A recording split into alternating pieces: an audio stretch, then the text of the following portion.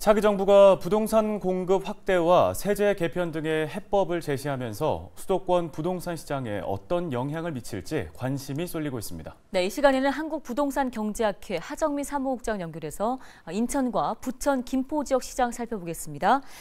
자, 사무국장님, 새 정부가 주택 공급 활성화를 위해 재건축 규제를 완화할 것으로 알려져 있습니다. 이렇다 보니 벌써부터 수도권 재건축 시장이 들썩이고 있는데요. 현장에서 느낄 때 분위기는 어떤가요?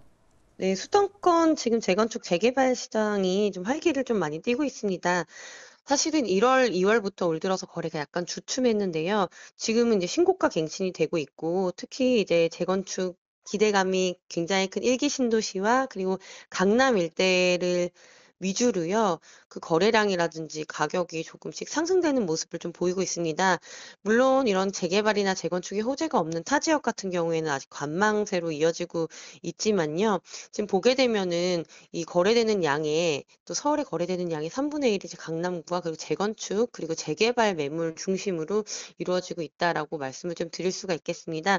게다가 1기 신도시 같은 경우에도 이런 재건축의 연한 단축이라든지 안전 진단의 완화 등으로 지금 기대감을 많이 보이고 있는 모습이다라고 말씀드릴 수가 있겠습니다. 네, 다주택자 양도소득에 대한 중과세율을 1년 동안 한시적으로 유예하기로 결정을 하면서 다주택자들이 매물을 내놓을지에 대해서도 주목되고 있는데요. 어떻게 전망하십니까?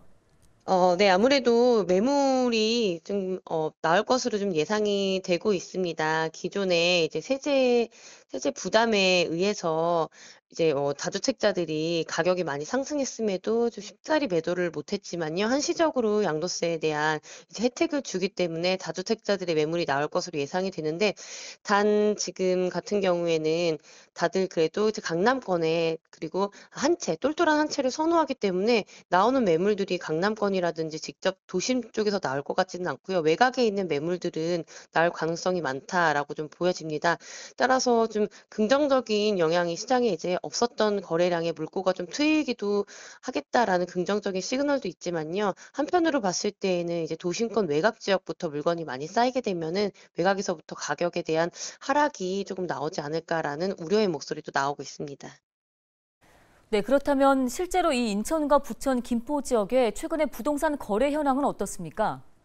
인천 지역 같은 경우에도 관망세가 굉장히 많이 짙었습니다. 하지만 인천 지역에 이제 붙어있는 부천 지역 같은 경우에는 아무래도 이제 재건축이라든지 재개발에 대한 이슈가 있고 또는 1기 신도시에 가깝게 해당되는 지역이기 때문에 거래량은 소폭 상승하고 있는 상태다라고 말씀을 드릴 수가 있겠습니다. 전반적으로 봤을 때요, 이 호재가 없는 지역 같은 경우에는 전년 대비했을 때 거래량이 약 60% 정도 줄어들었다라고 말씀드릴 수가 있겠고요. 뭐 김포라든지 인천이라든지 이런 지역 같은 경우에는 아직도 그 거래량이 아주 활발하게 되는 지역은 아니지만요.